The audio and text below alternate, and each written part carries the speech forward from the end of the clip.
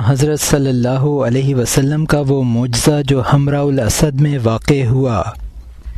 ابن اسحاق نے کہا، مجھ سے عبداللہ بن ابی بکر بن محمد بن عمر بن حزم نے حدیث بیان کی کہ ابو سفیان نے عبد القیس کے ان سواروں سے جو مدینہ جا رہا تھا کہا کہ محمد صلی اللہ علیہ وسلم کو بتا دینا کہ ہم ان پر پلٹ کر آنے والے ہیں تاکہ ہم ان کا قلع کما کر دیں۔ جب وہ سوار رسول اللہ صلی اللہ علیہ وسلم کے پاس آئے اور ابو سفیان کا پیغام دیا تو آپ صلی اللہ علیہ وسلم نے اور اصحاب رضی اللہ عنہم نے کہا، حسبنا اللہ و نعم الوکیل۔ امام بخاری رحمۃ اللہ علیہ نے حضرت ابن عباس رضی اللہ عنہما سے روایت کی کہ جب سیدنا حضرت ابراہیم علیہ السلام کو نمرود نے آگ میں ڈالا تو انہوں نے کہا تھا، حسبنا اللہ و نعم الوکیل۔ اس موقع پر رسول اللہ صلی اللہ علیہ وسلم نے بھی انہی کلمات کو پڑھا۔ مسلمانوں کی ایک دیکھ بھال کرنے والی جماعت پر بنی حذیل کا حملہ اور ظہور معجزات۔ بخاری و بیہقی نے حضرت ابو ہریرہ رضی اللہ عنہ سے روایت کی کہ ایک مرتبہ رسول اللہ صلی اللہ علیہ وسلم نے ایک چھوٹی سی جماعت کو دیکھ بھال کے لیے بھیجا اور اس جماعت پر حضرت عاصم بن ثابت کو امیر مقرر کیا۔ یہ جماعت مغوزہ خدمت انجام دینے کے سلسلے میں اسفان اور مکہ کے درمیان میں تھی کہ بنی حذیل کے معلوم ہوا اور 100 سے زیادہ افراد مسلح ہو کر مسلمانوں کے تعاقب میں روانہ ہوئے اور نشانات قدم پر چلتے رہے حتیٰ کہ انہوں نے جماعت مسلمین کو پا لیا اور محاصرے میں لے کر کہا، ہم وعدہ کرتے ہیں اگر تم خود کو ہمارے حوالے کر دو گے تو پھر ہم تم میں سے نہ کسی کو قتل کریں گے نہ کوئی ایذا دیں گے۔ حضرت عاصم رضی اللہ عنہ نے کہا، ہم کافروں کے عہد اور زمان میں آنا گوارا نہیں کر سکتے۔ پھر دعا کی کہ اے ہمارے پروردگار، اس صورتحال کی خبر اپنے نبی صلی اللہ علیہ وسلم کو دے دے۔ اس کے بعد کافروں نے تیر اندازی شروع کر دی۔ حضرت عاصم رضی اللہ عنہ اپنے ساتھیوں کے ساتھ لڑتے رہے، بالآخر سب شہید ہو گئے اور 3 مسلمان جن میں حضرت خبیب رضی اللہ عنہ اور حضرت زید بن دسنہ رضی اللہ عنہ اور ایک اور صحابی باقی رہ گئے۔ ان حضرات کرام سے کافروں نے قول و قرار کے بعد لڑائی بند کر دی۔ جب کافروں نے ان پر قابو پا لیا تو کمانوں سے چلوں کو اتار کر باندھ دیا۔ ان مسلمانوں میں سے ایک نے کہا، یہ ان کافروں کی پہلی خلاف ورزی اور دھوکہ ہے۔ انہوں نے چند مسلمانوں کو قتل کر دیا اور حضرات خبیب و زید رضی اللہ عنہما کو مکے میں لے جا کر فروخت کر دیا۔ حضرت خبیب کو حارث بن عامر بن نوفل کے بیٹوں نے خرید لیا، کیونکہ بدر میں خبیب رضی اللہ عنہ نے حارث کو قتل کیا تھا۔ چند روز ابن حارث کی قید میں گزرے تھے۔ ایک روز گھر کے کسی فرد سے حضرت خبیب رضی اللہ عنہ نے ایک استرا ضرورت کے لیے مانگا اور وہ ان کو دے دیا گیا۔ وہ استرا کو دیکھ رہے تھے کہ اتفاقاً ایک چھوٹی بچی ان کے پاس چلی گئی۔ حضرت خبیب رضی اللہ عنہ نے ازراہ شفقت بچی کو ران پر بٹھا لیا۔ بچی کی ماں نے دیکھا تو وہ لرز گئی۔ حضرت خبیب رضی اللہ عنہ اس عورت کے اضطراب کو سمجھ گئے اور انہوں نے کہا کہ اے خاتون، تم کو اندیشہ ہے اور خوف ہے کہ میرے پاس استرا ہے، اب بچی اتفاقاً میرے پاس پہنچ گئی ہے، اب میں اسے بچی کو قتل کر دوں گا، یہی بات ہے نا؟ بچی کی ماں کچھ نہ بولی، البتہ اس کی نگاہیں رحم طلب اور لطف کی ملتجی تھیں۔ چنانچہ خبیب رضی اللہ عنہ نے یہ تاثر لینے کے بعد فرمایا، اے اس معصوم کی ماں، تو اطمینان رکھ، میں انشاءاللہ ہرگز ایسا نہیں کروں گا، مسلمان ایسا نہیں کرتے۔ حضرت ابو ہریرہ بیان کرتے ہیں کہ وہ بچی بھی تمام عرب اور قبائل عرب کی طرح آئندہ چند برسوں میں مسلمان ہو گئی تھی اور کہا کرتی تھی، میں نے ایسا عجیب اور اچھا قیدی کبھی نہ دیکھا، اور میں نے ایسے زمانے میں کہ مکے میں کسی طرح کا بھی کوئی پھل نہ تھا اور ہمارا قیدی آہنی زنجیروں سے بندھا ہوا، مگر بائیں ہمہ اس کے پاس تازہ ترین انگوروں کے خوشے ہوتے، وہ انہیں کھاتے، اور کبھی میں سامنے آ جاتی تو کچھ مجھے بھی دے دیتے۔ راوی حدیث نے فرمایا وہ جنت کے انگور تھے جو اللہ تعالیٰ اپنے محبوب بندے کی بھوک اور پیاس کو رفع کرنے کے لیے عطا فرماتا تھا۔ حضرت خبیب رضی اللہ عنہ کو جب ابن حارث اور اس کے اہل خاندان حرم سے لے کر چلے تو انہوں نے فرمایا مجھے اتنا موقع دو کہ میں 2 رکعت نماز پڑھ لوں، اور پھر انہوں نے نماز پڑھ کر اپنے رب سے دعا کی، اے خدا ان نافرمانوں، حد سے متجاوز ہونے والوں اور اسلام کے دشمن ظالموں کو گھیر لے اور پھر انہیں جدا جدا کر کے قتل کر دے، اور اس حد درجہ سنگ دل خاندان میں سے کسی ایک کو باقی نہ رکھ۔ اسی روایت میں بیان ہو چکا ہے کہ عاصم رضی اللہ عنہ نے اپنی شہادت سے قبل دعا کی تھی کہ اے پروردگار صورتحال کی خبر اپنے نبی صلی اللہ علیہ وسلم کو دے دے، تو اللہ تعالیٰ نے ان کی دعا کو قبول فرمایا اور اس واقعے کی خبر رسول اللہ صلی اللہ علیہ وسلم کو پہنچا دی۔ بنی حذیل کے کچھ لوگ حضرت عاصم کی نعش کو شناخت کرنے کے لیے ان کے قریب آنا چاہتے تھے۔ وجہ اس کی یہ تھی کہ بدر کے دن آپ نے بہت سے سرداران قریش کو قتل کیا تھا اور حذیل والے اس کارنامے سے قریش کی خوشنودی حاصل کرنا چاہتے تھے، مگر اللہ نے شہد کی مکھیوں سے مدافعت فرمائی اور وہ شناخت کے لیے آپ کی نعش کے نزدیک نہ پہنچ سکے۔ بیہقی نے عاصم بن عمر بن قتادہ سے روایت کی کہ حذیل کے لوگوں نے جب حضرت عاصم رضی اللہ عنہ بن ثابت کو شہید کر دیا تو ان کا ارادہ ہوا کہ آپ کا سر کاٹ کر سلافہ بنت سعد قرشی مکی کے ہاتھ فروخت کر دیں، کیونکہ سلافہ نے نظر مانی تھی کہ اگر میں نے عاصم پر قابو پا کر اس کو قتل کر دیا تو میں اس کے کاسائے سر میں شراب نوش کروں گا۔ بس اللہ تعالی نے مقتول فی سبیل اللہ حضرت عاصم رضی اللہ عنہ کی نعش کی حفاظت کے لیے شہد کی مکھیوں کو بھیج دیا۔ بیہقی اور ابو نعیم نے بریدہ بن سفیان اسلمی سے روایت کی کہ حضرت خبیب رضی اللہ عنہ کو جب خاندان حارث کے لوگ قتل کرنے کے لیے لے جا رہے تھے تو انہوں نے اپنے خدا سے عرض کیا کہ اے رب کائنات، میں نہیں سمجھتا کہ کسے قاصد بناؤں اور وہ میرا آخری سلام تیرے رسول صلی اللہ علیہ وسلم کی خدمت میں لے جائے۔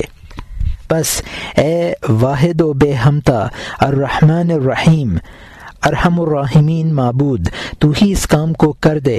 خدا کی پیغام رسانی دیکھیے، سرکار دو عالم صلی اللہ علیہ وسلم صحابہ نیکوکار کے جھرمٹ میں تھے کہ مان فرماتے ہیں وعلیکم السلام۔ صحابہ رضی اللہ عنہم نے عرض کیا یا رسول اللہ کس کے سلام کا جواب مرحمت فرما رہے ہیں؟ صحابہ رضی اللہ عنہم کے سوال کے جواب میں ارشاد فرمایا تمہارے بھائی خبیب رضی اللہ عنہ کو کافر قتل کے لیے لے جا رہے ہیں اور وہ ایک آخری سلام خلوص و محبت مجھے کر رہے ہیں۔ کر رہے ہیں۔ پھر وہ دار کے تختے پر دعا کے لیے قبلہ رو ہوئے۔ ایک شاہد نے بعد میں بیان کیا کہ جب میں نے ان طلب دعا کرتے دیکھا تو میں زمین پر لیٹ گیا۔ اس واقعے کو 1 سال بھی نہیں گزرا تھا کہ بجز ان لوگوں کے جو زمین پر لیٹ گئے تھے وہ سب مشرکین ہلاک ہو گئے۔ ابن اسحاق نے معاویہ باندی سے روایت کی کہ حضرت خبیب رضی اللہ عنہ مکے میں میرے گھر میں قید کیے گئے ہیں۔ ایک روز ان کے پاس گئی تو میں نے ان کو ایک بڑے تر و تازہ اور عمدہ انگوروں کے خوشے کو کھاتے دیکھا، حالانکہ زمانے میں انگور کا موسم نہ تھا، نہ بازار میں اس کا کوئی دانہ۔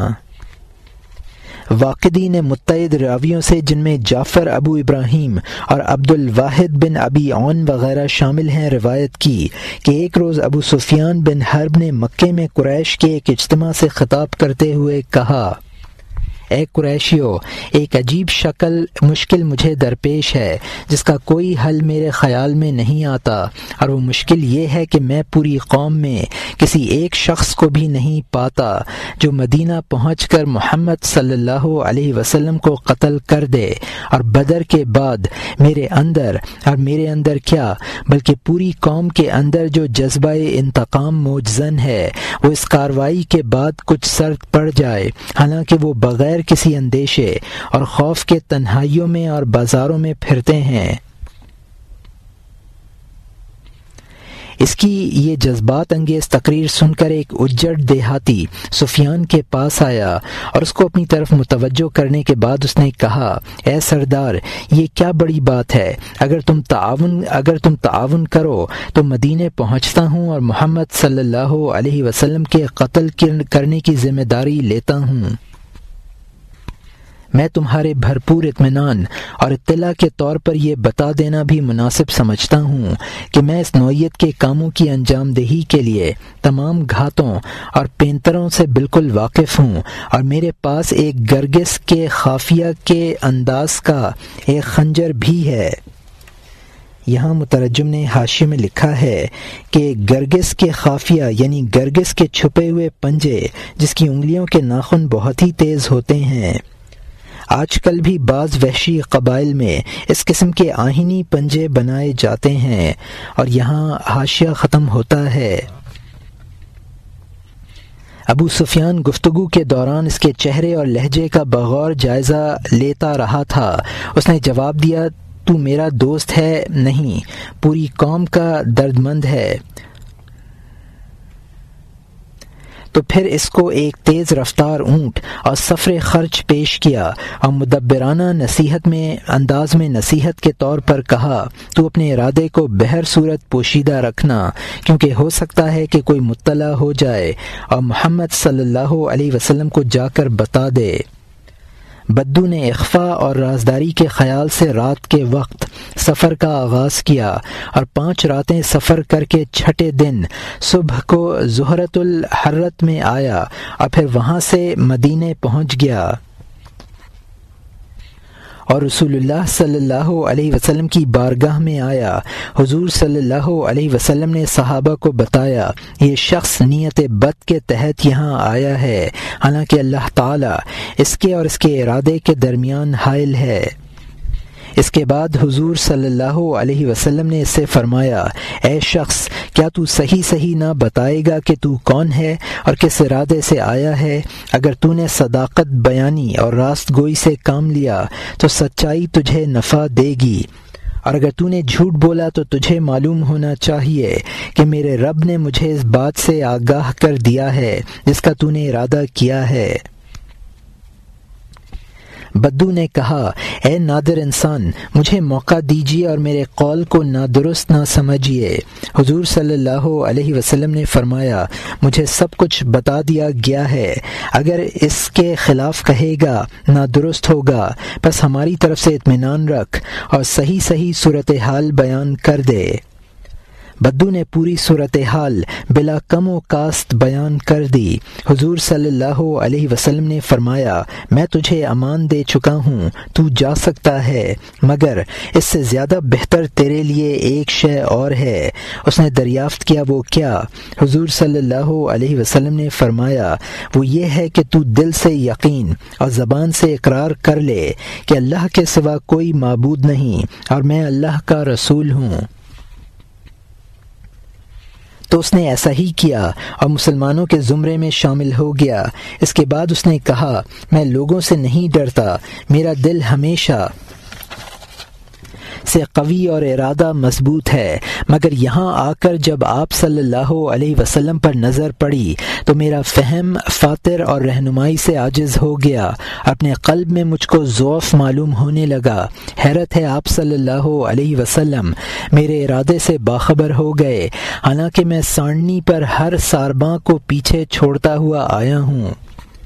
نیز میرے ارادے سے کوئی باخبر ہے، نہ میرا کوئی رازدار ظاہر ہے کہ اس پراسرار نوعیت کے معاملے سے آپ صلی اللہ علیہ وسلم کا واقف ہونا اللہ کی مشیت سے ہوا ہے۔ اللہ آپ کا نگران اور رکھوالی ہے، اور یہی ایک بات اتنی بڑی بات ہے جو آپ صلی اللہ علیہ وسلم کی سچائی اور نبی برحق ہونے کی بیان دلیل ہے۔ ابو برا عامری کی قیادت میں وفد کی دربار رسالت صلی اللہ علیہ وسلم میں آمد اور 70 قرا کی شہادت۔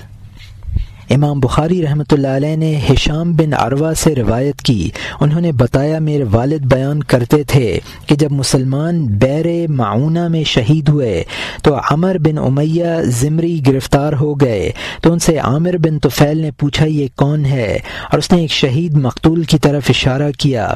عمر بن امیہ نے جواب دیا یہ عامر بن فہیرہ ہیں۔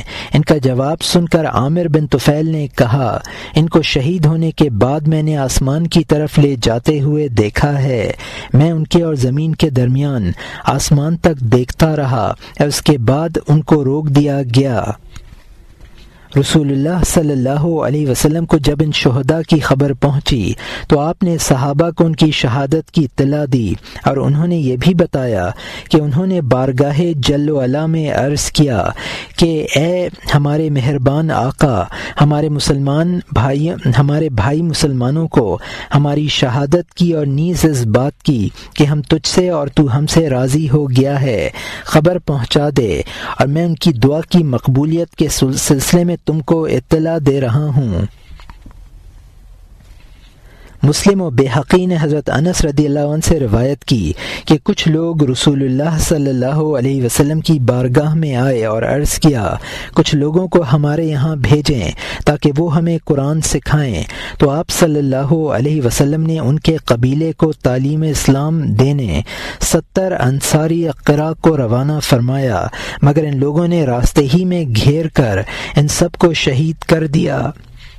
ان قرا نے بوقت شہادت دعا کی اے پروردگار، رسول اللہ صلی اللہ علیہ وسلم کو ہماری حالت کی خبر کر دیجیے۔ اسی وقت رسول اللہ صلی اللہ علیہ وسلم نے فرمایا اے مسلمانوں، تمہارے بھائیوں کو شہید کر دیا گیا ہے، اور اللہ کے ان دوستوں نے یہ دعا مانگی ہے اللہم بلغ عنا نبینا ان قد یقیناک فردی عنک وردیت عنا۔ بحقی نے حضرت ابن مسعود رضی اللہ عنہ سے روایت کی کہ رسول اللہ صلی اللہ علیہ وسلم نے ایک چھوٹا سا لشکر روانہ فرمایا۔ چند ہی روز گزرے تھے کہ رسول اللہ صلی اللہ علیہ وسلم منبر پر تشریف لائے اور اللہ تعالیٰ کی حمد و ثنا کے بعد فرمایا اے لوگو، تمہارے بھائیوں پر مشرکین حملہ آور ہو گئے ہیں اور ان کو ٹکڑے ٹکڑے کر دیا ہے، اور ان میں سے کوئی باقی نہ بچا ہے۔ ان کی دعا تھی اے رب، ہمارے حالات کی اطلاع ہمارے مسلمان بھائیوں کو کر دے، اور بے شک ہم اللہ کے سایہ عاطفت میں ہیں اور اللہ تعالی ہم سے راضی ہے، تو میں تمہارے ان بھائیوں کی طرف رسول ہوں اور تمہیں خبر پہنچاتا ہوں کہ وہ خدا سے راضی ہو گئے اور خدا ان سے راضی ہو گیا۔ واقدی نے کہا مجھ سے مصعب بن ثابت نے بروایت ابو الاسود حضرت عروہ سے حدیث بیان کی کہ حضرت منظر رضی اللہ عنہ بن عمر روانہ ہوئے اور مذکورہ بالا قصہ بیان کیا اور کہا کہ عامر بن طفیل نے حضرت عمر بن امیہ زمری سے پوچھا کہ تم اپنے ساتھیوں کو پہچانتے ہو؟ انہوں نے کہا ہاں، تو اس نے انہیں ہمراہ لے جا کر شہیدیوں میں چکر لگایا اور ان سے ہر ایک کے بارے میں معلومات لیتا رہا۔ آخر میں دریافت کیا کیا تم ان شہداء میں کسی کو غیر موجود پاتے ہو؟ جواب دیا کہ ہاں، میں ایک صاحب کو جو حضرت ابو بکر صدیق رضی اللہ عنہ کے غلام ہیں ان میں نہیں پاتا، اور ان کا نام عامر بن فہیرہ رضی اللہ عنہ ہے۔ اس نے پوچھا وہ تم لوگوں میں کیسے تھے؟ حضرت عمر نے جواب دیا وہ ہم میں سب سے زیادہ صاحب فضیلت تھے۔ عامر نے کہا کیا میں تمہیں ان کا حال بتاؤں؟ انہیں بھالا مارا گیا، پھر اسے نکال لیا تو ایک شخص ان کو اٹھا کر آسمان میں لے گیا اور وہ پھر مجھے نظر نہ آئے، اور جبار بن سلمہ کلابی نے ان کو بھالا مارا تھا۔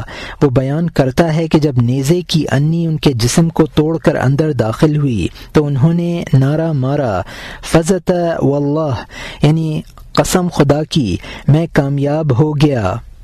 اس شخص نے کہا اس کے بعد میں حضرت ضحاک بن سفیان کلابی کے پاس آیا اور ان سے سارا واقعہ بیان کیا۔ مجھے اس مشاہدے نے دعوت اسلام دی، اب مجھ پر اسلام اور مسلمانوں کی صداقت اور ثبات و پامردی کا بہت گہرا اثر ہوا، اور یہ ایک فطری اور قدرتی تاثر تھا، لہٰذا میں پورے اذعان و یقین کے ساتھ مسلمان ہو گیا۔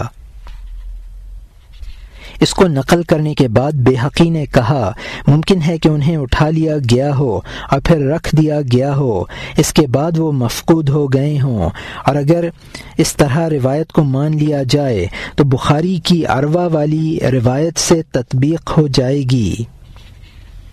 یہاں مترجم نے حاشیے میں لکھا ہے کہ ماہ صفر 4 ہجری میں غزوہ احد سے 4.5 ماہ بعد ابو برا عامری حضرت صلی اللہ علیہ وسلم سے ملنے آئے۔ آپ صلی اللہ علیہ وسلم نے ان کو دعوت اسلام دی، انہوں نے نہ اسے قبول کیا نہ تردید کی، البتہ عرض کیا اگر آپ صلی اللہ علیہ وسلم چند صحابہ رضی اللہ عنہم کو نجد کی طرف بھیج دیں تو مجھے امید ہے کہ وہاں کے باشندے اس دین کو قبول کر لیں گے۔ اس کے جواب میں آپ صلی اللہ علیہ وسلم نے فرمایا مجھے خوف ہے کہ اہل نجد عصبیت کی بنا پر میرے اصحاب کو شہید نہ کر دیں۔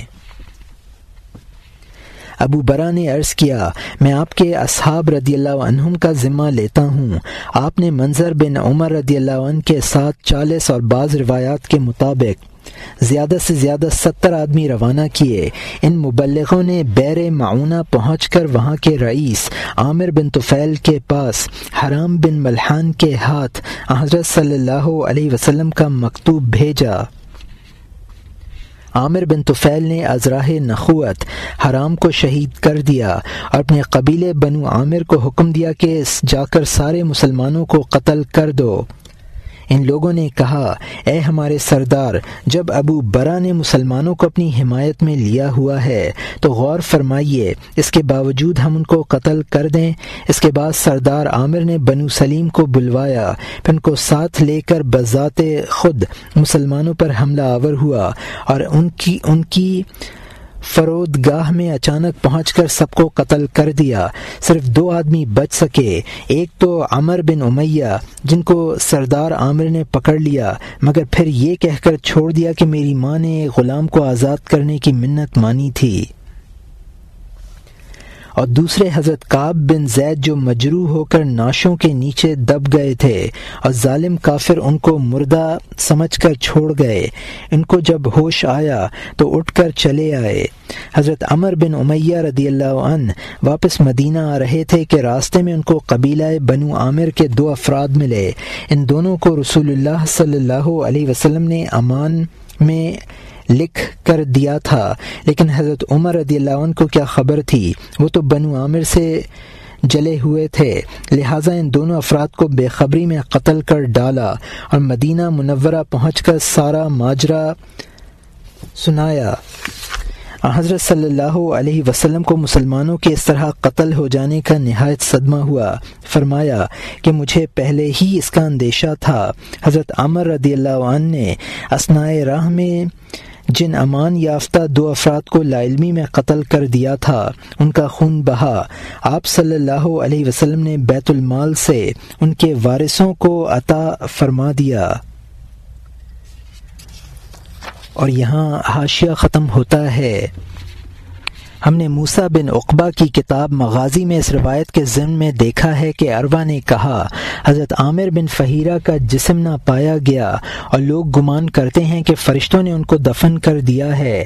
ایک اور روایت بیہقی نے بسند عروہ عروہ ام المومنین حضرت عائشہ صدیقہ رضی اللہ عنہا سے متصلاً ان لفظوں میں روایت کی کہ میں نے قتل کے بعد دیکھا کہ وہ آسمان کی طرف اٹھائے گئے اور میں نے ان کو آسمان و زمین کے درمیان دیکھا، اس میں یہ نہیں ہے کہ پھر انہیں رکھ دیا، اور متعدد سندیں تو یہی بتاتی ہیں کہ آسمان پر لے جا کر پوشیدہ کر دیا گیا۔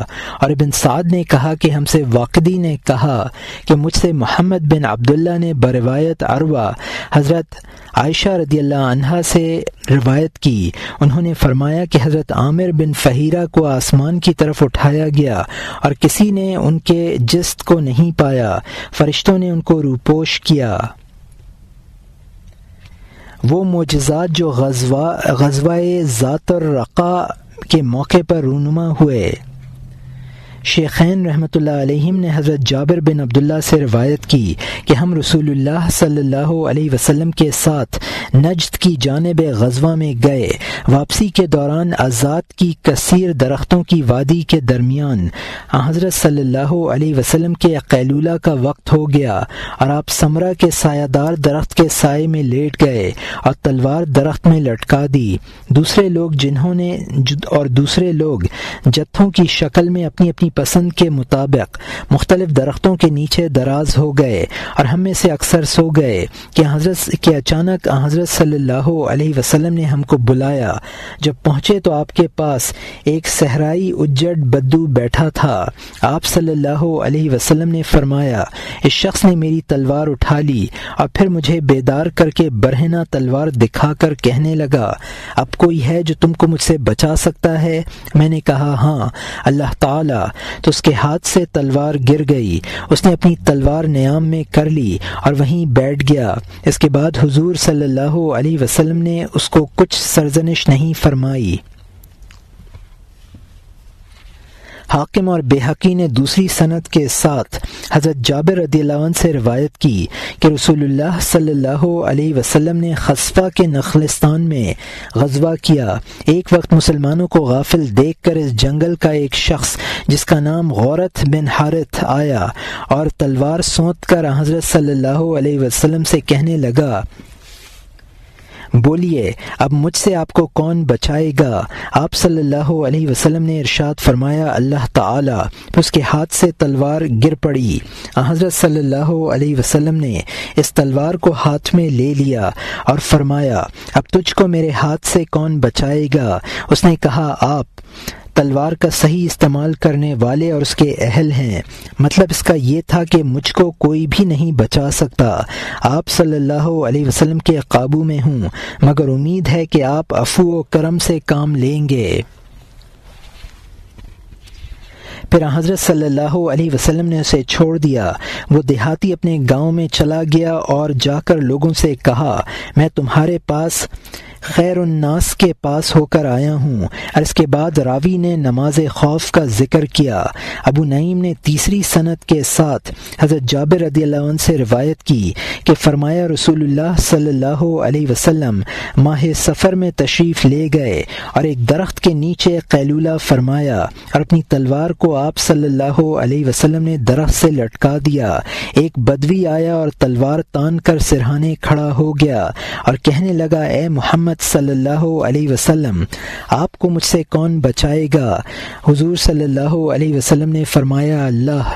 یہ سن کر وہ کانپنے لگا اور تلوار رکھ کر چلا گیا۔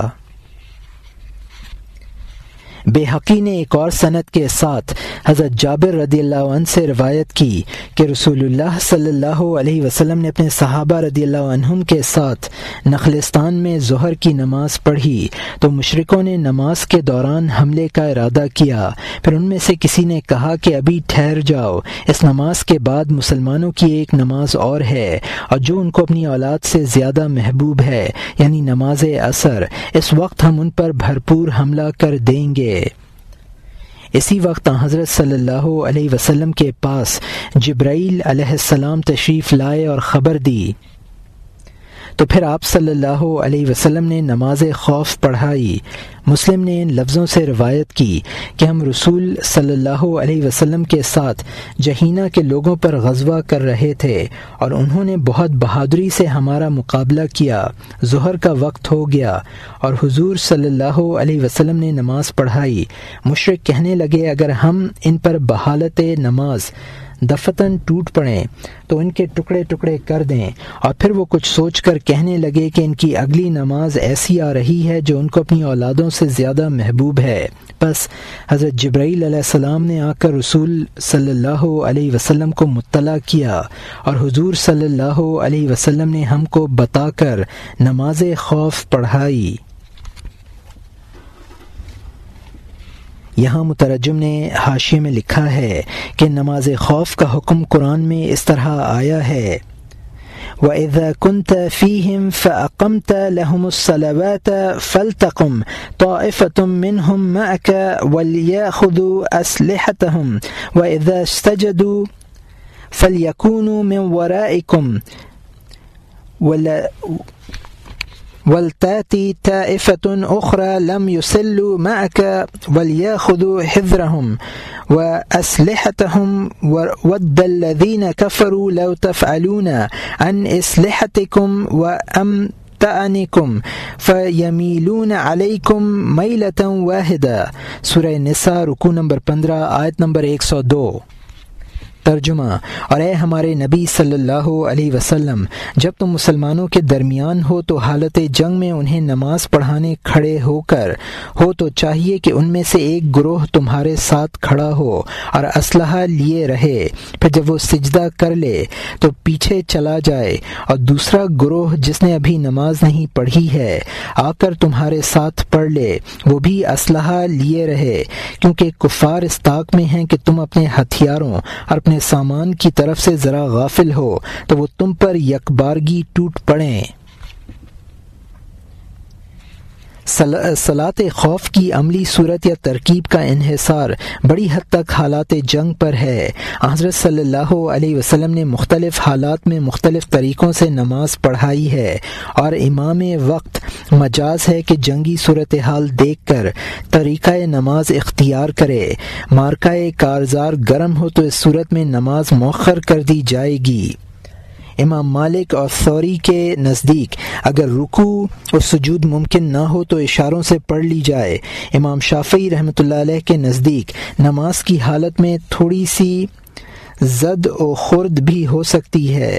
حضرت صلی اللہ علیہ وسلم کے عمل سے ثابت ہے کہ آپ نے غزوہ خندق کے موقع پر 4 نمازیں نہیں پڑھیں اور پھر موقع پا کر الگ ترتیب انہیں ادا کیا، حالانکہ غزوہ خندق جو ذی قعد 5 ہجری میں ہوئی تھی، اس سے پہلے ہی صلاۃ خوف کا حکم جو ہم نے گزشتہ صفحے میں درج کیا ہے آ چکا تھا۔ نماز خوف کا ایک طریقہ یہ ہے کہ لشکر کا ایک حصہ امام کے ساتھ نماز پڑھے اور دوسرا مصروف جہاد مگر صرف 1 رکعت پر سلام پھیر دے اور دشمن کے مقابلے پر جا کر اس حصہ لشکر کو نماز کے لیے جس نے ہنوز نماز نہیں پڑھی بھیج دے۔ امام دوسری رکعت میں مقتدیوں کی تبدیلی کی وجہ سے قیام کو طویل کر دے گا اور محروم حصہ فوج آ کر امام کی دوسری رکعت میں شریک ہوگا اور امام کے ساتھ سب کا سلام ہوگا۔ اس صورت میں امام کی 2 اور فوج کی 1 رکعت ہوگی۔ اس طریقے کو حضرت صلی اللہ علیہ وسلم سے ابن عباس رضی اللہ عنہ، جابر بن عبداللہ رضی اللہ عنہ اور مجاہد نے روایت کیا ہے۔ دوسرا طریقہ یہ ہے کہ مذکورہ بالا پہلے طریقے پر جماعت سے نماز پڑھے، پھر دونوں دستے باری باری سے انفرادی طور پر 1 رکعت پڑھ کر 2 رکعتیں پوری کریں۔ اسی طرح پورے لشکر کی 2 رکعتیں ہو جائیں جن میں 1 جماعت کے ساتھ اور دوسری رکعت انفرادی۔ یہ طریقہ دوم ابن مسعود رضی اللہ عنہ نے روایت کیا جو حنفیہ کا مسلک ہے۔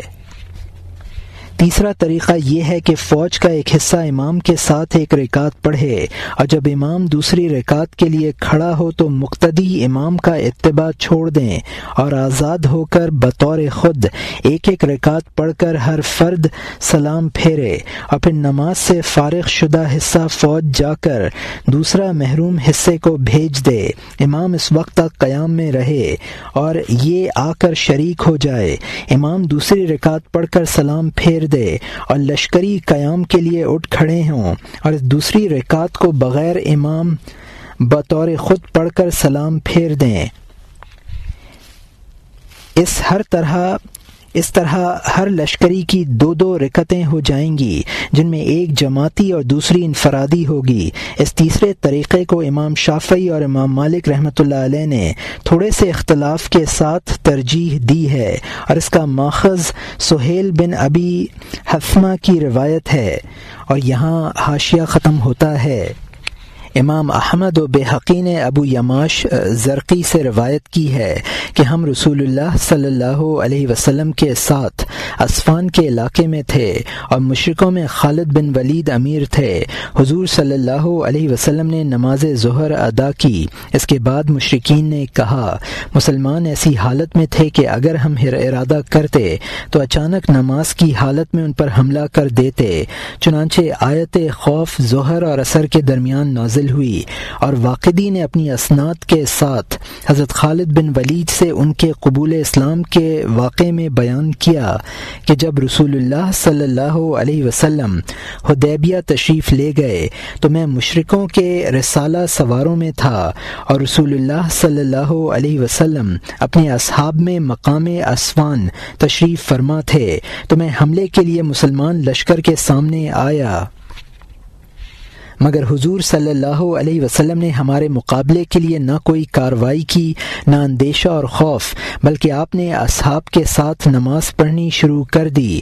ہم تمام مسلمانوں کو نماز میں مصروف پا کر حملہ کا ارادہ کرنے لگے تھے، مگر پھر کچھ سوچ کر ہم ایسا کرنے سے باز رہے۔ اللہ تعالیٰ نے ہمارے اس ارادے سے حضور صلی اللہ علیہ وسلم کو مطلع کر دیا، اور اس کے بعد عصر کی نماز آپ صلی اللہ علیہ وسلم نے صلاۃ خوف کے طریق پر پڑھائی۔ مسلم اور بحقی نے حضرت جابر بن عبداللہ سے روایت کی کہ ہم رسول اللہ صلی اللہ علیہ وسلم کے ساتھ غزوہ ذات الرقا میں گئے اور ایک وسیع میدان میں ٹھہرے۔ حضور رسول صلی اللہ علیہ وسلم قضائے حاجت کے لیے تشریف لے گئے، اور میں پانی آفتابہ لے کر آپ کے پیچھے روانہ ہوا۔ ہم نے ہر طرف نگاہ دوڑائی کہ کوئی آڑ کی پوشیدہ جگہ مل جائے، تو ہمیں وادی کے کنارے دو درخت نظر آئے، اور رسول صلی اللہ علیہ وسلم ان میں سے ایک درخت کے قریب تشریف لے گئے، اور حضور صلی اللہ علیہ وسلم نے اس کی ایک ٹہنی پکڑ کر فرمایا، اللہ کے حکم سے میرا حکم مان، تو وہ درخت حضور صلی اللہ علیہ وسلم کے ساتھ چل دیا، جس طرح کوئی اونٹ کو نقیل پکڑ کر لے جاتا ہے۔ پھر آپ صلی اللہ علیہ وسلم اسی طرح ایک دوسرے درخت کے پاس آئے، اس کی ٹہنیوں کو پکڑ کر فرمایا، اللہ کے حکم سے میری فرما برداری کر، تو وہ دونوں درخت مل گئے۔ حضرت جابر رضی اللہ عنہ کہتے ہیں کہ میں بیٹھ گیا اور اپنے دل سے باتیں کرنے لگا۔ اچانک میری نظر اٹھی تو دیکھا کہ رسول صلی اللہ علیہ وسلم سامنے تشریف لا رہے ہیں، اور وہ دونوں درخت جدا ہو کر اپنی اپنی جگہ کھڑے ہیں، اور میں نے دیکھا کہ رسول صلی اللہ علیہ وسلم نے ایک جگہ توقف فرمایا اور اپنے سر مبارک سے داہنے اور بائیں اشارہ فرمایا، پھر روانہ ہوئے اور میرے پاس آئے اور فرمایا، اے جابر رضی اللہ عنہ، کیا تم نے میرے کھڑے ہونے کی جگہ کو دیکھا ہے؟ میں نے عرض کی، جی ہاں یا رسول اللہ صلی اللہ علیہ وسلم۔ پھر آپ نے فرمایا، تم ان دونوں درختوں کے پاس جاؤ اور دونوں میں سے ایک ایک ٹہنی کاٹ لو، اور ان دونوں ٹہنیوں کو جہاں میں کھڑا تھا ایک داہنی جانب اور دوسری بائیں جانب نصب کر دو۔ جابر رضی اللہ عنہ بیان کرتے ہیں کہ یہ سن کر میں اٹھا اور ایک پتھر کو لے کر توڑا اور اس کی دھار بنائی اور دونوں درختوں سے ایک ایک ٹہنی کاٹی اور گھسیٹتا ہوا لایا اور حضرت صلی اللہ علیہ وسلم کے کھڑے ہونے کے مقام پر ایک ٹہنی داہنی جانب اور دوسری بائیں جانب گاڑ دی۔ میں نے واپس آ کر حضور صلی اللہ علیہ وسلم سے عرض کیا، یا رسول اللہ صلی اللہ علیہ وسلم، میں نے حسب ارشاد ٹہنیاں گاڑ دیں، مگر اے ہادی عالم صلی اللہ علیہ وسلم، کیا مجھ سے فرمائیں گے کہ اس عمل سے کیا ہوگا؟ چنانچہ میرے سوال کرنے پر آپ نے ارشاد فرمایا، جابر، میں آ رہا تھا کہ میں نے دیکھا کہ ان دونوں قبروں کے مردوں کو عذاب دیا جا رہا ہے، تو میں نے یہ پسند کیا کہ میری شفاعت سے ان پر عذاب قبر اس وقت تک دور رہے جب تک یہ ٹہنیاں تر ہیں۔ پھر ہم لشکر میں آ گئے۔ مجھ سے حضرت صلی اللہ علیہ وسلم نے ارشاد فرمایا، جابر، اعلان کر دو کہ لوگ وضو کریں۔ پھر میں نے منادی کی، اے بھائیو وضو کرو، مسلمانوں وضو کر لو۔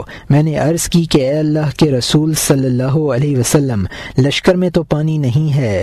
حضور صلی اللہ علیہ وسلم کے واسطے ایک مدنی صحابی کچھ پانی لگا رہے تھے تاکہ ٹھنڈا بھی رہے، اور اگر کسی وقت پانی موجود نہ ہو تو فوراً بلا تاخیر مہیا کر دیا جائے۔ حضرت صلی اللہ علیہ وسلم نے فرمایا، جابر، فلاں انصاری کی قیام گاہ پر جاؤ، وہ ہمارے لیے پانی کی ضرورت کا خیال رکھتے ہیں، اور ان سے دریافت کرو مشکیزہ میں کچھ پانی ہے۔ میں گیا اور دریافت کیا، دیکھنے پر معلوم ہوا کہ اتفاقاً اس میں بھی پانی ختم ہو گیا ہے، اور اس کے دہانے پر چند قطرہ اب اس کی سلوٹ میں ٹھہرے ہوئے ہیں کہ اگر مشکیزے کے دہانے کو سیدھا کیا جائے تو وہ اس کے جوف میں ڈھلتے ہوئے جذب ہو جائیں۔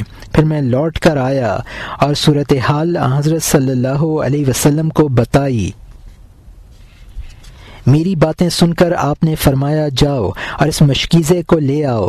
میں گیا اور لے آیا، اور حضور صلی اللہ علیہ وسلم نے اسے اپنے ہاتھ میں لے کر کچھ پڑھا اور دبایا، پھر میرے حوالے کر دیا اور فرمایا، لگن لانے کا اعلان کر دو۔ لوگ فوراً لگن لے آئے، جس کو آپ صلی اللہ علیہ وسلم کے آگے رکھ دیا گیا۔ آپ صلی اللہ علیہ وسلم نے دست مبارک کو اس کے اندر مستقیم شکل میں اس کے پیندے تک اس طرح پہنچا دیا کہ انگلیوں کے سرے اس سے جا ملے۔ پھر فرمایا، اب بسم اللہ پڑھ کر پانی ڈالو۔ میں نے تعمیل کی، بس آپ کے انگلیوں کے پوروں سے پانی کے سوتے جاری ہو گئے، اور تھوڑی دیر میں لگن لبالب بھر گیا۔ اب حضرت صلی اللہ علیہ وسلم نے حکم دیا کہ اے جابر، اعلان کر دو، جن لوگوں کو ضرورت ہو وہ آئیں اور اپنی پانی کی تمام ضرورت پوری کر لیں۔ لوگ آگے پیچھے آتے رہے، پینے اور وضو کرنے کی ضرورتوں میں استعمال کرتے رہے، مگر لگن جوں کا توں بھرا ہوا تھا۔ پھر کچھ لوگ آئے اور حضرت صلی اللہ علیہ وسلم سے گرسنگی کی شکایت کی۔ جواب دیا گیا کہ بہت جلد اللہ تعالیٰ کھانے کا انتظام فرما دے گا۔ ہم میں سے کچھ لوگ جنگل میں نکل گئے، اور تھوڑا ہی چلے ہوں گے کہ ایک بڑا جانور ہم کو مل گیا، جس کو گھیر کر مارا اور ذبح کر کے پکا لیا، اور سب نے شکم سیر ہو کر کھایا۔ حضرت جابر رضی اللہ عنہ بیان کرتے ہیں کہ ہم فلاں 5 آدمی اس کی آنکھ کے حدقے میں داخل ہوئے، تو ہم 5 میں سے کوئی کسی کو نظر نہیں آیا۔ ہم پھر باہر نکل آئے، اور ہم نے اس کی ایک پسلی نکالی اور اس کو کمان کی مانند کھڑا کیا۔ ہم نے لشکر کے سب سے بلند قامت شخص کو بلایا اور سب سے اونچے اونٹ پر بٹھا کر اس کے نیچے سے گزارا، تو سوار کو اپنا سر جھکانے کی ضرورت پیش نہیں آئی۔ شیخین رحمۃ اللہ علیہم نے حضرت جابر رضی اللہ عنہ سے روایت کی کہ میں رسول اللہ صلی اللہ علیہ وسلم کے ساتھ ایک غزوہ میں گیا تو میرا اونٹ سست رفتار ہو گیا اور اس نے مجھے تھکا دیا، تو رسول صلی اللہ علیہ وسلم میرے قریب سے گزرے اور پوچھا کیا حال ہے؟ میں نے عرض کیا اونٹ نہیں چلتا، اس نے مجھے تھکا دیا اور میں پیچھے رہ گیا ہوں۔ میری شکایت سن کر حضرت صلی اللہ علیہ وسلم نے چھڑی سے اونٹ کو کچوکا دیا اور مجھ سے فرمایا اب چلو، تو میں نے راہ سفر اختیار کی، اور وہ اونٹ اس قدر سبک رفتار ہو گیا کہ پورے لشکر سے آگے جا رہا تھا، اور میں اس کو احتراماً حضرت صلی اللہ علیہ وسلم کی سواری سے پیچھے رکھنے کی کوشش کرتا تھا۔ امام احمد رحمۃ اللہ علیہ نے حضرت جابر رضی اللہ عنہ سے روایت کی کہ ایک تاریک رات میں میرا اونٹ کھو گیا۔ میں حضرت صلی اللہ علیہ وسلم کے پاس حاضر ہوا۔ حضور صلی اللہ علیہ وسلم نے دریافت فرمایا، جابر کہو کیسا حال ہے؟ میں نے عرض کیا، حضرت میرا اونٹ کھو گیا۔ فرمایا، وہ ہے تمہارا اونٹ، جا کر اسے پکڑ لو۔ وہ کہتے ہیں کہ میں اس طرف گیا جس طرف آپ نے اشارہ فرمایا تھا، مگر میرا اونٹ مجھے نہ ملا۔ میں حضور صلی اللہ علیہ وسلم کی خدمت میں آیا تو حضور صلی اللہ علیہ وسلم نے پھر یہی فرمایا۔ میں گیا، وہ نہ ملا۔ پھر حضور صلی اللہ علیہ وسلم میرے ساتھ آئے اور ہم اونٹ کے پاس پہنچ گئے، اور حضور صلی اللہ علیہ وسلم نے اونٹ کو پکڑ کر مجھے دے دیا۔ ہم اسی سفر میں تھے۔ میرا اونٹ چھوٹے چھوٹے قدم رکھ رہا تھا۔ میں نے کہا، لحف امہل، افسوس ہے اس کے آہستہ چلنے پر قدم نہیں بڑھاتا۔ حضور صلی اللہ علیہ وسلم میرے پاس تشریف لائے اور پوچھا، تم نے کیا کہا؟ میں نے اپنے اونٹ کی سست رفتاری کی شکایت کی۔ آپ نے اونٹ پر چھڑی سے کچوکا دیا اور اتنا تیز رفتار ہو گیا کہ وہ اس سے پہلے کبھی ایسا تیز رفتار نہ تھا، اور مجھ سے اپنی مہار کھینچے لیے جاتا تھا۔ واقدی اور ابو نعیم نے حضرت جابر بن عبداللہ رضی اللہ عنہ سے روایت کی کہ رسول صلی اللہ علیہ وسلم جب غزوہ ذات الرقا کا ارادہ فرمایا تو علبہ بن زید حارثی شتر مرغ کے 3 انڈے حضور صلی اللہ علیہ وسلم کی خدمت میں لائے اور کہا، میں نے یہ انڈے اس کے آشیانے سے لیے ہیں۔ حضور صلی اللہ علیہ وسلم نے فرمایا، جابر انڈوں کو پکا لو۔ پھر میں انہیں پکا کر ایک کاسے میں رکھ کر لایا۔ میں نے روٹی بھی تلاش کی مگر نہ ملی۔ رسول صلی اللہ علیہ وسلم اور آپ صلی اللہ علیہ وسلم کے اصحاب نے انڈوں کو بغیر روٹی کے خوب سیر ہو کر کھایا، اور کاسے میں بریاں انڈے اسی مقدار میں موجود تھے۔ بیہقی نے حضرت جابر بن عبداللہ رضی اللہ عنہ سے روایت کی کہ میں رسول صلی اللہ علیہ وسلم کے ساتھ غزوہ بنی انمار میں گیا۔ ایک موقع پر آپ صلی اللہ علیہ وسلم نے ایک شخص کے بارے میں فرمایا، اسے کیا ہوا ہے؟ اس کی گردن کٹے۔ یہ بات متعلقہ شخص نے سن لی اور کہا، یا رسول اللہ صلی اللہ علیہ وسلم، میری گردن راہ خدا میں کٹے۔ آپ صلی اللہ علیہ وسلم نے فرمایا، ہاں، خدا میں، راہ خدا میں۔ حضرت جابر رضی اللہ عنہ کا بیان ہے کہ وہ شخص جنگ یمامہ میں شہید ہوا۔ یہاں مترجم نے حاشیے میں لکھا ہے کہ غزوہ بنی انمار غزوہ ذات الرقا ایک ہی جنگ ہے، پہلے نام میں قبیلے سے نسبت اور دوسرے میں مقام سے ہے۔ جنگ یمامہ عہد صدیقی میں 11 ہجری میں مسلمہ قذاب کے مقابل تھی۔ اور یہاں حاشیہ ختم ہوتا ہے۔